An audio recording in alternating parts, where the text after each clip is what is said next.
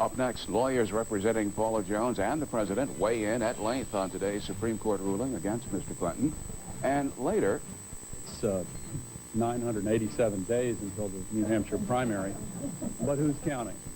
If Al Gore isn't counting, then what's he doing in New Hampshire? And if Dick Gephardt's not counting, why is he slamming the Clinton-Gore team on trade? This is Inside Politics.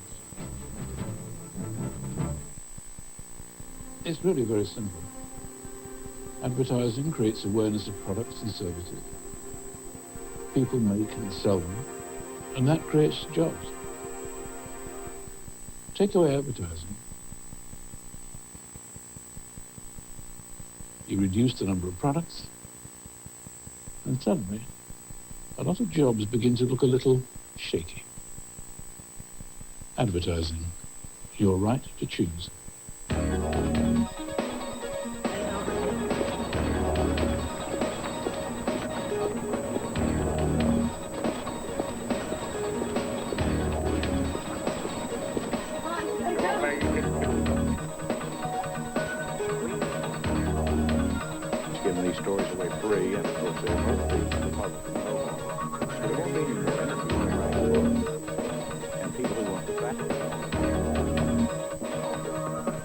CNN en español se compromete a mantener informada a América Latina 24 horas al día. Con corresponsales de CNN alrededor del mundo que cubren las noticias al instante y en español. Y no solo noticias, tenemos programas de economía, deportes, entretenimiento y mucho más. Para lo último en noticias, los 7 días de la semana, quédese con CNN en español y manténgase informado. Llame a su sistema de cable local y solicite CNN en español. On the next Q&A, the World Population Report results, what they reveal. Dr. Nafeet Siddiq, the head of the World Population Fund, talks about the numbers on the population and the facts on its control. Join us by phone, fax, or email on CNN International. Do you have an opinion about something you've seen on CNN? If so, tell us about it. Call our viewer comment line at 1-404-525-4866. Your comment may be replayed on the air, so give us a call and let your voice be heard. For breaking political news and in-depth analysis, go to the CNN Time website, All Politics, at allpolitics.com, the place for politics on the web. Today, it's the place to get the latest word on the Supreme Court's refusal to delay Paula Jones' sexual harassment suit against President Clinton. Earlier in the program, we heard the president's private attorney, Robert Bennett, say Mr. Clinton did nothing wrong, and that he would never agree to a settlement in the Paula Jones case that stated otherwise. Well, in an interview that was recorded this afternoon, our Bob Franken then asked Mr. Bennett about previous attempts to reach a settlement. Up next, does the early bird catch voters' attention in New Hampshire?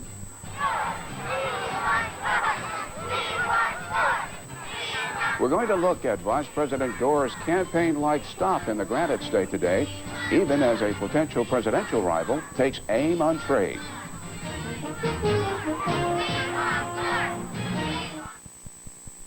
Explore the world with CNN Travel Guide.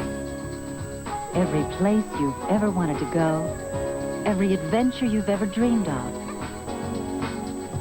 Travel Guide offers practical advice on planning your trip, plus insights into the people and places to visit, and the latest bargains and deals to help get the most out of your leisure time.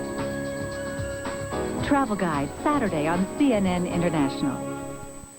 Hong Kong, last colonial outpost of the British Empire, home to over 6 million people, a symbol of a thriving Asia.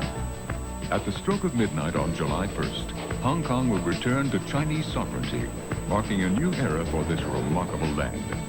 CNN will be there to cover the events and explore the issues facing the people of Hong Kong. Watch for continuing coverage of the Hong Kong handover, only on CNN International. I've been with CNN for nearly 10 years now. When I joined, it was a fascinating company with an enormous ambition to cover the world for the world. CNN International anchor Jonathan Mann. The job that anchors do is very simply to try and stay enormously informed and then to share the information that we gather with our viewers.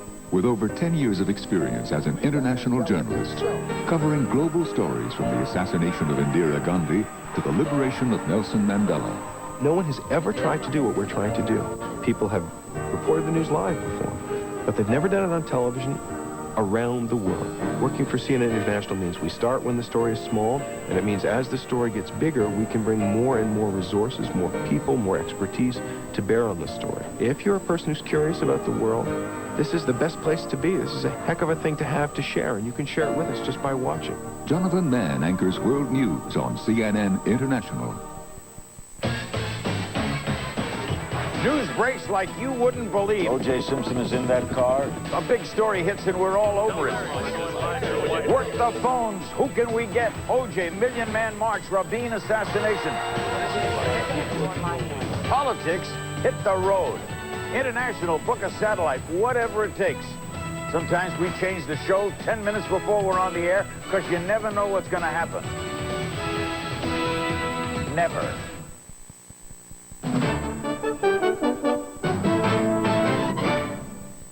Well, if you were looking for any evidence that the 2000 presidential campaign is unofficially underway, cast your eyes toward New Hampshire.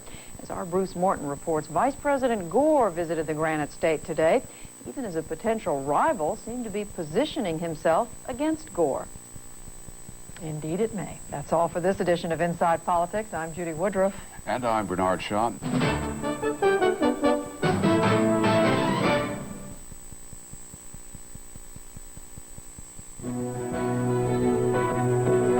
This is Dennis Michael with the Hollywood Minute. Martin Scorsese's big night is coming to TV this week. The American Film Institute's Lifetime Achievement Award Gala honoring the filmmaker will air Wednesday night on CBS. It was taped earlier this year. Sharon Stone has hosted the special, which looks back on the filmmaker's heralded career. The artistic Stone is the subject of an exhibition in London and Dublin. Paintings by guitarist Ron Wood will be shown at a retrospective from the artist. Subjects run from portraits of Chuck Berry to Mick Jagger. Ron Wood's gathering a little moss with this one, too. Lithographs taken from his Rolling Stones painting are selling at $5,000 a copy. Malcolm McDowell has a new movie project. The actor is set to star as the villain in the big screen version of Mr. Magoo. Leslie Nielsen will be seen, but won't see clearly as the nearsighted title character. Shooting is set to begin soon in Canada. This is Dennis Michael with the Hollywood Minute.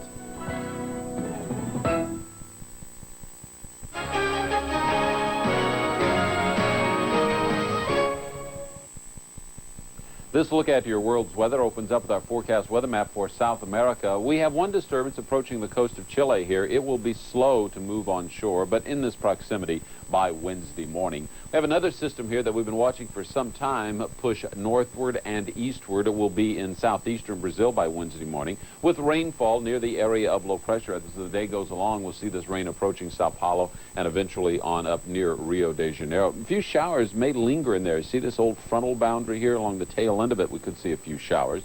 Temperatures behind this will be actually warming up just a little bit, and there still may be the threat of a lingering shower at Buenos Aires and Montevideo, but generally clearing as this weather system moves on away.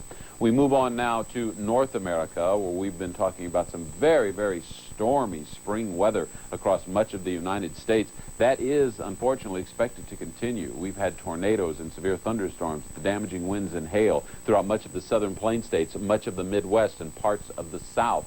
Again, on Tuesday, we're talking about very stormy weather, particularly so in the South. Could be damaging weather once again. Wednesday morning, it will begin to die down somewhat, and by Wednesday afternoon, more severe weather is possible. Looking out forecasts for cities around the world.